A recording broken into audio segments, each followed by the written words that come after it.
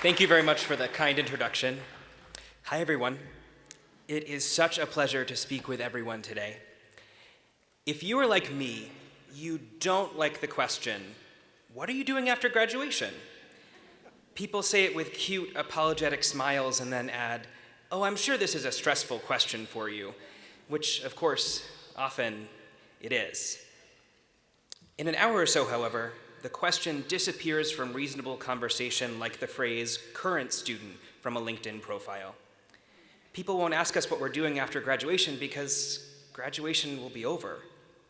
The question becomes, like some crazy existential slap in the face, what are you doing now? Not what are you doing after you graduate, but what are you doing now? It's one of those terrifying, exciting, adventurous questions. What am I doing now? There's the straightforward answers. I'm getting a job in education, or I'm going to grad school, or I'm weeping hopelessly into the couch cushions, please pass me a tissue. That's just a sampling of responses. Other questions too, bigger questions, come from asking, what am I doing now? I could be starting a job, sure, but am I caring for myself and others? Does what I'm doing matter? Should I be doing it at all? These are the questions I think about sometimes, these questions of purpose and ethics and identity. They're scary, but we're prepared to deal with them. When we think about our place in the world and what we should be doing in it, we have the beginnings of a perspective, a way to make sense of things. For many of us, our perspective developed here on the Hill. If I consider my experience at Denison, the quote adorning hundreds of dorm walls comes to mind. Life is what happens when you're busy making other plans. It's a famous John Lennon quote, but I think it applies here too. Our education, however intentional or unintentional we were about our time here, our education is what happened when we were busy making other plans. For instance, if you want to be a world-class writer, you could choose to spend time in the English department, which would serve you so well. You could also benefit from a range of courses that come at writing in a different way. You could take a political science class, for instance, where you would need to argue persuasively in text and in person about presidential elections using survey data. The point is, we learn to write in 1,000 ways other than taking a writing class. We learn to think in 1,000 ways other than taking a critical thinking class. We gain most of the skills required for our professions of choice in classes and on athletic fields, in office hours and past quiet hours, across campus. Our education happened in those sometimes unexpected places while, perhaps, we didn't even notice. We went to a school where we connected personally with wonderful peers and exceptional faculty. When we didn't get along, we tried our best to press forward, to speak and listen with care, to try to understand each other a little bit more. You were challenged in the classroom, pushed to examine or re-examine your closest held ideas, and so was I.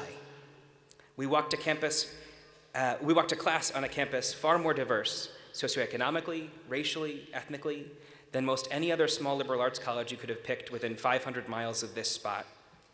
We showed up on campus as first-year students and were required to show up repeatedly as the people we wished, yearned, or wondered if we could be.